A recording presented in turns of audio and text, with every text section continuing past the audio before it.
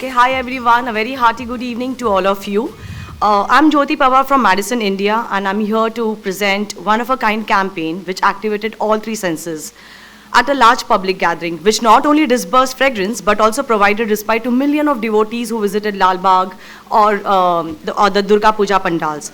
Keeping the brand objectives in mind of tapping into the user segment of air freshener, getting them to start using Airmatic, which was a core objective. Well, what better than festives to activate this, as it gave immense opportunity to brand to build saliency complementing the existing media which we operated with. We decided to create an integrated media marketing campaign on the back of Ganesh Chaturthi and Durga Puja, as both these festivals are closely allied to fragrance and enjoying the festive fervor. We wanted to create a lasting impression in the consumer's mind that would transcend physical boundaries and not only create a general awareness amongst the users. And also, whilst we had also activated providing them with an experience of Airmatic during the festive days. We saw merit in using digital and technology along with other mediums, as we chose to seize the opportunity to retarget the consumers who had visited the Ganesh pandals as well as the Durga Puja pandals by exposing them to Airmatic fragrance through their, to the visual and to the listening skills. We realized that digital, when complemented with technology, had the potential to create the necessary ad recall and ad relevance and conversions for those who have experienced this Airmatic fragrance while they were there at the pandals. Let me show you an AV to help you understand how exactly we executed this entire campaign, which also activated the multisensorial sense. May I have the AV, please?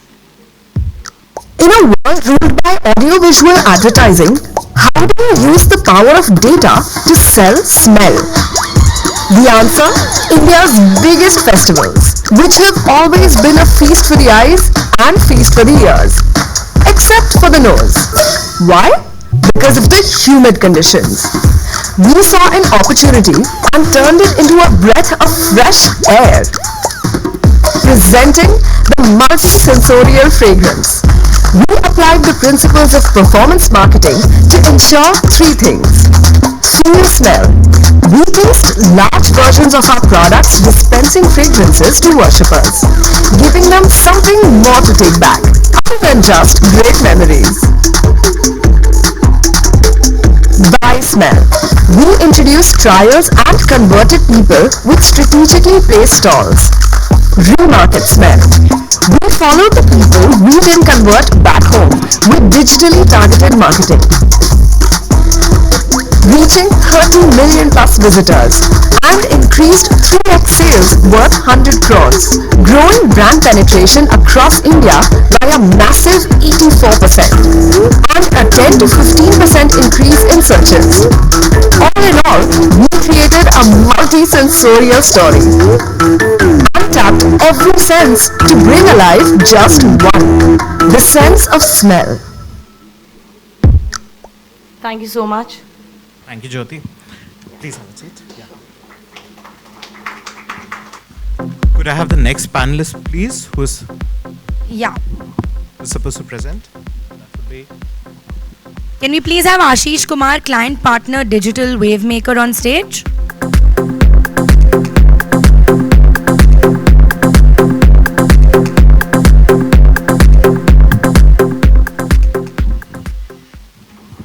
Good afternoon, everyone.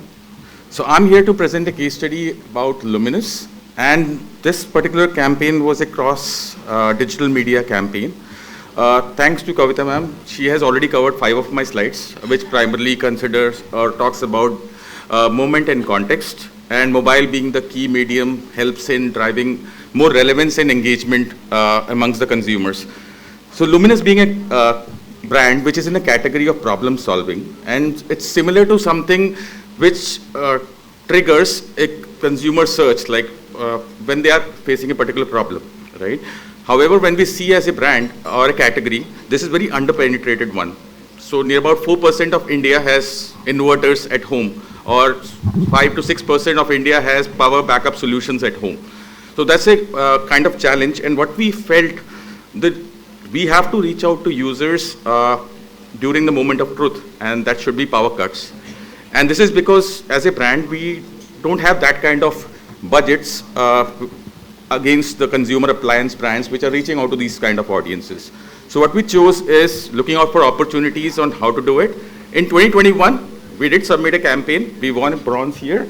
And this was something on a Bijli Gul activity. And here what we did was we created an API which pulled data from Urja Mitra, which is a Government of India website, which has all the data of scheduled, unscheduled power cuts. Using that, we passed on the data and to the DSPs. We created personalized communication through DCO and reached out to these audiences. But that was not at great scale because we were testing our markets and we are seeing that how it is performing. In 2021, when we saw there's an uplift in brand sales, there's an uplift in consumer engagements, we saw people visiting the stores and they were looking out for stores as well, and the call center also started getting calls.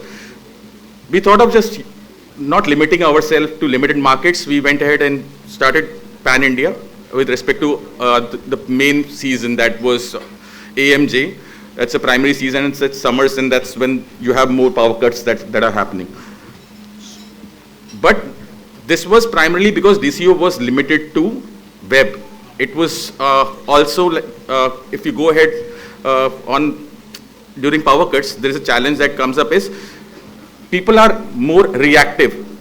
They might be reading something on their mobile, but as soon as power cut happens, the challenge comes up is there might be someone shouting, "Ye light chali gayi," or someone just comes up and says, "Yeah, inverter battery nahi chal rahi hai," or something of that sort.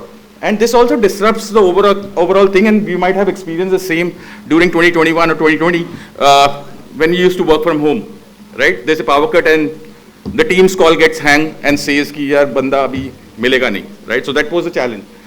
So here what we did is we said we should reach out to these audiences at the right context or the moment when there's a power cut.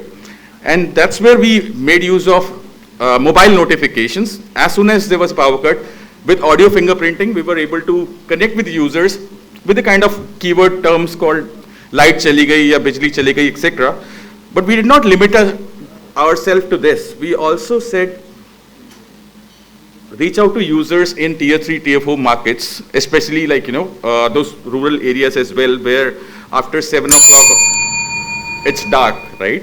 The moment there's a trigger on the torch on their mobile phones, they switch it on and there's a notification comes up on their phone stating that luminous on, power off. So power off, luminous on. So that was a communication driving more resonance towards the brand. Furthermore, what we also did was we used the data from the API and we passed on to Airtel. During power cuts, there was OBD calls being generated to these audiences across tier 3, tier 4 markets through brand ambassador Sachin Tendulkar calling up and saying, "Aapke ghar light chalegi, luminous lagao, bijli power cuts se छुटकारा पाओ." So this is something that we ran for Luminous, and that was 22, and we are continuing to do so. And we observed an uplift of near about 11.5% in sales, and that was a testament, and the brand has agreed to continue as an always-on practice for solving this particular problem. And we're looking forward to having additional challenges coming in, because as Saurabh was also talking about, like in terms of what are the additional mediums that we are looking at. So we are exploring opportunities wherever we find consumers who are facing this particular problem of power cuts. Thank you. Thank you. Thank you, Ashish. Okay, now I'll call the rest of our panelists, please. Together, our panelists will now spill the secret sauce behind the craft that made their campaigns create waves in the industry. Sonal Pavaskar, Associate Business Director, Digital Planning, OMD, and Sumita Banerjee, Director, Media Planning, Carrot. Jyoti and Ashish, please stay back. So, hello everyone. Welcome to the panel. Thank you. For all those people who, in case you haven't seen these 4 case studies, I would encourage you to really see them, because it's so interesting how creativity has changed today. When we were studying advertising or marketing, creativity was about a 30-seconder or an offline, Cadbury, Khushiyan, they were standardized format. One is a tech notification-based creativity. One an offline, gigantic air filters or air centers based, and then going on to digital platforms. I loved your ad, the surface ads, which very interesting form of storytelling, which you would see more in Bollywood rather than a television ad, and of course the influencer campaign. So creativity itself, the definition is evolving so much. Now, having said that, let's come to the core topics of this panel. The idea is to kind of keep it unplugged. It's going to be a free-flowing conversation. I'll have some questions. Anybody, and I'll throw it open to the audience also if we get time as usual. So, the first question is around influencers. Kantar already touched upon that, and I think that's no marketing event is over without talking about AI and influencers. We have ticked one box. Let's do the other one. So, before I get into the jargons, very honest response. Are there any influencers who influenced you individually to buy a product? And what was the return on your investment on that product? Good or bad? No. Nobody has influenced you? Well, of course, I have tried few brands post following an influencer, and it has done certain. I think most of it, the brand has done justice to my buy purchase. So not every brand or every influencer who does any promotion towards that product is really good. I would not suggest that. But if to answer your question, I have tried and it has done justice to my purchase. Yes. So the ROI has been good on the purchase. It has been. Yes. Great. That's great. Mine would be yes, but the ROI was completely gone. Okay. So I had a bad experience in that. I would not share the name. But still, at certain point in time, when you talk about influencer and that product is being influenced, and at the same point in time, that product methodology towards that person who is influencing that towards the normal audience, that should resonate.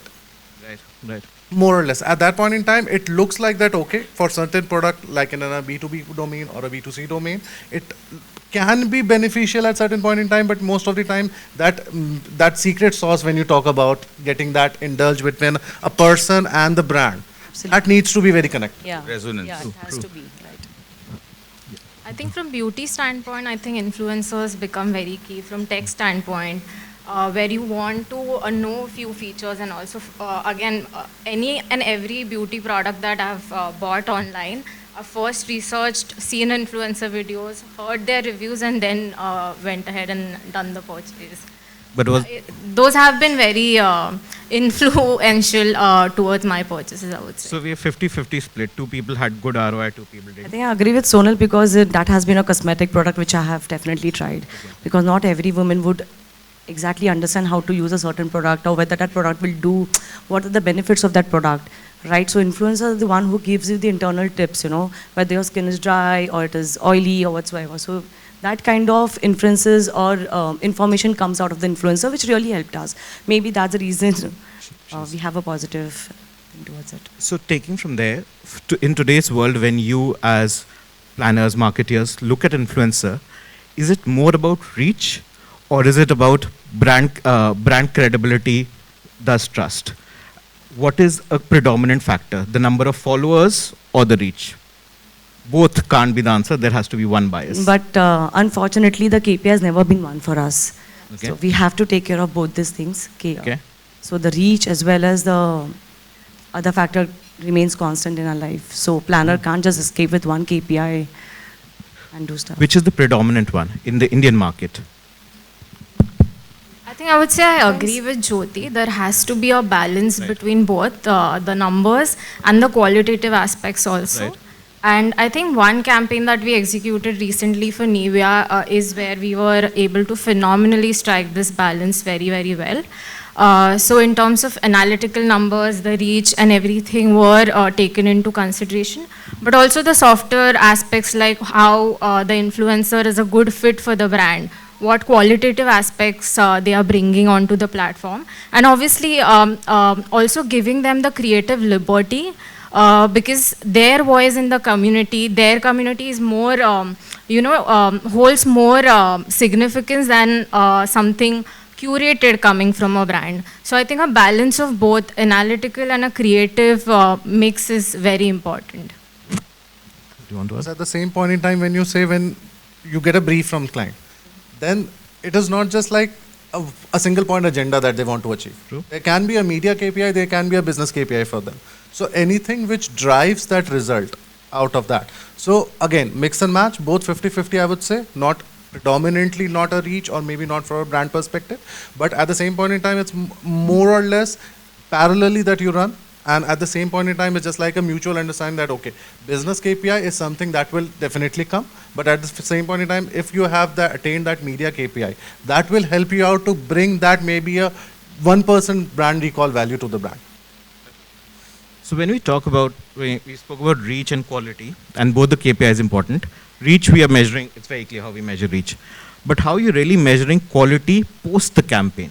Pre-campaign, obviously there are multiple methods. But post the efficacy, how you measure, post the campaign, how are you measuring the efficacy of, let's say, beauty influencer? Are you measuring sales from the brand? Are you measuring brand trust index? What are those factors, those metrics basis which you are saying the brand connect was great? So I think recently I'll again speak about this Nivea campaign that we did because that's the recent one. Here we were actually tracking even the mind metrics. So we conducted a third-party study. And the results were absolutely phenomenal. We were able to see some 77-point lift in terms of awareness. Now, these numbers are completely unheard of. Like the best lift that I had seen in terms of awareness was in the range of, say, 10 to 12 points. 34% lift in terms of purchase intent. Again, completely unheard of. These numbers, especially purchase intent, is extremely difficult metric to move, and 34 points was absolutely phenomenal.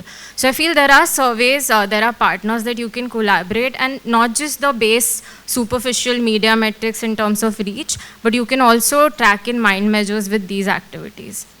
So does this always That's the happen thing. these Yeah, days? yeah, That that's you how do it is. for every campaign you end up tracking? Yeah. Because just to add on to what she said, similarly for my brand, it's a B2B pure tech brand. Running a specific one platform-led activity for a sustained period of time has garnered, like for my brand, it has delivered somewhere $1.5 million of new business pipeline to that. So considering the same thing that, okay, I have spent a very sizable amount, not a big budget campaign, but if you're doing it a sustained way, then yes, the ROI that we made in a tech brand, we look for the sales at the end of the day. What's the pipeline that we are generating to it? And you can track it down at the influencer level, that this influencer did better than the X had, like Ranveer Alawadia did better than Arya, whatever, or can you track it to that level? Yes, that can be done. Do brands are willing to pay for it today? That's what I'm asking. It depends, but Yeah. I mean, it's always healthy to do such kind of measurement because it Okay. helps you for your next campaign if you intend to do it. At least you know what are the benchmarks, which are the influencers you should be working with, what is the quality of that influencer.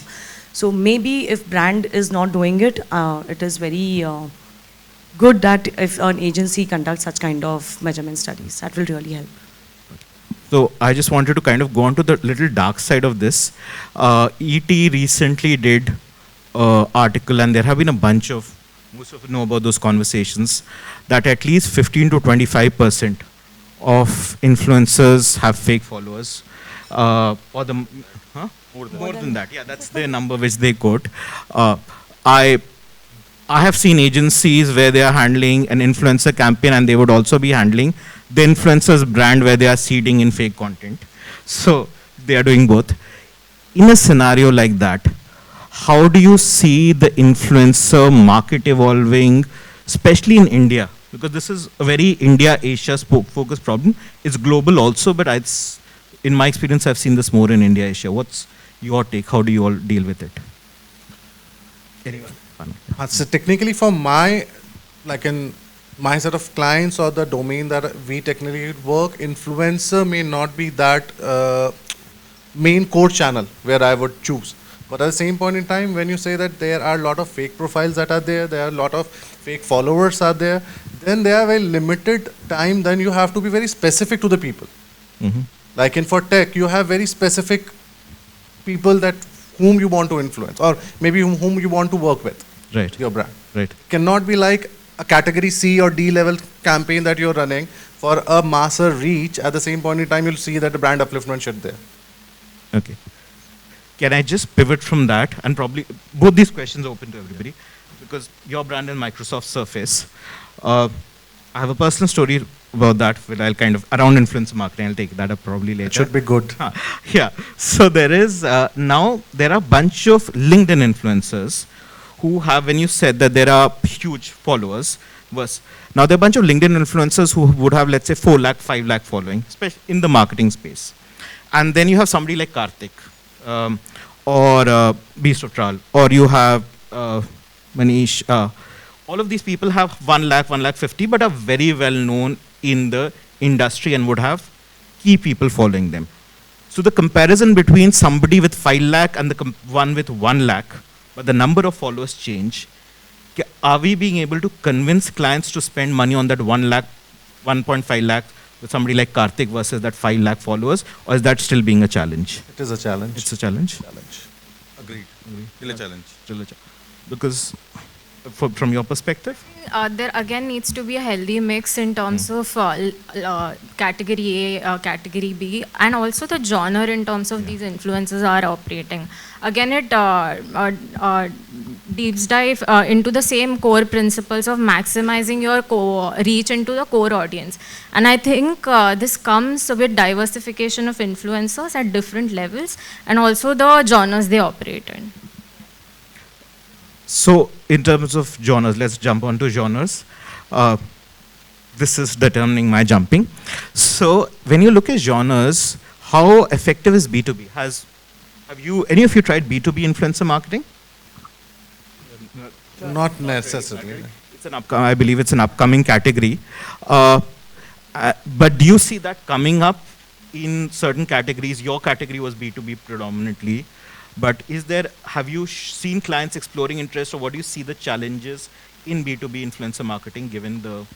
Again, in B2B influencer marketing, we are very specific to people with whom we want to work with. Brand, like in the first thing that we were talking about, that brand needs to resonate with that person and that person's face value should resonate to that brand. Right. So that is again a big challenge. Now, if you talk about a devices kind of category, which is your laptop, then you have people like Technical Guruji, or maybe Rajiv Makni, for instance. They have been very active. At that point in time, they were actually a tech influencer. Right now, these people are doing a conversation not for specific a tech product, but towards various B2C products as well, which is into the technology sector. At the same point, when we talk about B2B, then it's very difficult because you have very specific people. I also feel in B2C, the decisions are made by individuals, so it's relatively easier to strike with them in terms of influencers. In B2B segments, there are communities that are taking decisions, right? So striking with the entire community through those influencers becomes a little challenging. Definitely. So from there, I wanted to take up another aspect which I saw common in all of yours campaigns was when I was looking at your campaign and then yours, four of you almost, that there is, when the flow went, there was AR, then there was one-to-one, then there was influencer marketing, then on-ground activation, there was some on-ground, and suddenly you went digital retargeting, almost talking them on digital. And that one idea, the way it flowed, that we didn't even think of mediums. Like I was trying to count, okay, how many mediums have we covered? That's changed a lot in the last 5-10 years. Like earlier it was 360, now we don't even, 360 does not make sense. My question is more from a practical perspective for somebody new who's entering the industry today. How do you train them on this? I'm sure you would have juniors or interns who are coming on, or fresh graduates who are coming in, who are coming with that 360 perspective, because that's what they have been trained in. And suddenly they look at a campaign like this, which seems wonderful, but how do you think about it? If I have to go start. So I don't think so in today's generation we need to train any of the new freshers, because they are multi-talented. They must be using more devices than what we've been using or we have grown up with. So it's never been a challenge. In fact, we look forward for more ideas from them. Rather, the conversation that happens in the drawing room is like, what do you think what you would have done if you were a consumer to me? This was a product I wanted my product to come to you. So I don't see that challenge these days with the kind of talent coming in. And hence, they're not even startled. Of course, the way we put things, rather the execution is something which choose them off, because of course it's very huge. How do we plan? The entire roadmap is something which they get really startled with. But in terms of mediums, etc., how do we use it? How do we tap the audiences? Is something I think they are the people who give us more ideas upon. And these people are very direct and very clear what they exactly want. Absolutely. We as at certain time, we still think that, okay, maybe A is good or B is good or C is good. Let's try to explore D as well. But this generation, they are very clear that, okay, I have A, B, C option, I want to choose B. So for example, just to give you an instance, for example, if I have to sit and plan certain strategy, like which all mediums I'm supposed to go ahead with, primarily that will come to my mind is, okay, I have to do television first, because of course 85-90% of the penetration television has. Then I'll second think about is digital, of course. Then later the other mediums. So I would want to do each and everything. But these are the people who would say, yaar, ye TV nahi karte hai. TV to tumhara vanilla regular advertising to ho hi raha hai. So innovation is something which you can tap with these new mediums which are there. There are new apps, there are multiple things which are available right now. So I think we would think traditionally, but they are the ones who would think more in a modern way. And I think that really helps. So that combination really helps. And is the thinking still checklist based ki television karte hain, ye karte hain, ya let's put that story together and jo usme mediums aate hain, ye aate hain? How has the thinking changed? It's primarily on the audience planning that we work on. You just see what works where for which audiences, and accordingly you just make the decisions on that particular aspect. And one last question I had was, all of your metrics mentioned reach. But obviously looking at your campaigns, the reach was all calculated very differently, given the nature of the campaign. Do you think as marketers, because when somebody tells me this was my reach, I said, okay, run me through a campaign, so understand what is the breakup of the reach, because an on-ground event reach is very different from a Twitter reach. If Twitter was it just inflates those numbers. Do you see a standardization being really beneficial? I think one of the previous panelists spoke about metrics as a criteria, and for us, if metrics are a criteria, reach is one of the biggest criterias. Do you think a standardization of what do we define by reach, a Twitter feed versus one-to-one conversation in that campaign, is that something which would really help convince marketers? Anybody? I think the waterfall of reach is something which every client looks forward for, because ultimately it's their investment, right? Yeah. So they want to understand whichever campaign we have done, maybe influencer or performance marketing or TV or print, they want to understand the ROI behind that, whether that particular medium has worked for them or not. So, and of course nowadays everybody is looking at one unified reach. Although there are different mediums, they are looking for one unified reach, and then they boil down to basically individual platforms. For example, TV ne meko kitna reach diya hai? Is it the CPR low or high? So these days we talk more about reach and CPR for every platform that we action out. So one unified reach, and also the waterfall, how each of these platforms are working or not working for us. So there's a breakdown of the reach on each platform. Yes. Does that okay. Any audience questions? Okay. So before we conclude, few campaigns on this panel and other panel I also noticed are using founders, CXOs in their campaigns itself. You all used one. I think Britannia used the founder, CEO. Piyush from Lenskart is known to do that. Can those be the new influencers? And why is this happening? They can be. Because the moment these are the people who know their brand in and out, they know their product in and out, they know what exactly, because again, they are the people from sales background. They know what they have to influence to someone, that at the end of the day, that person needs to buy that product. So they can be the good influencer in future. और पैसे भी बचते हैं?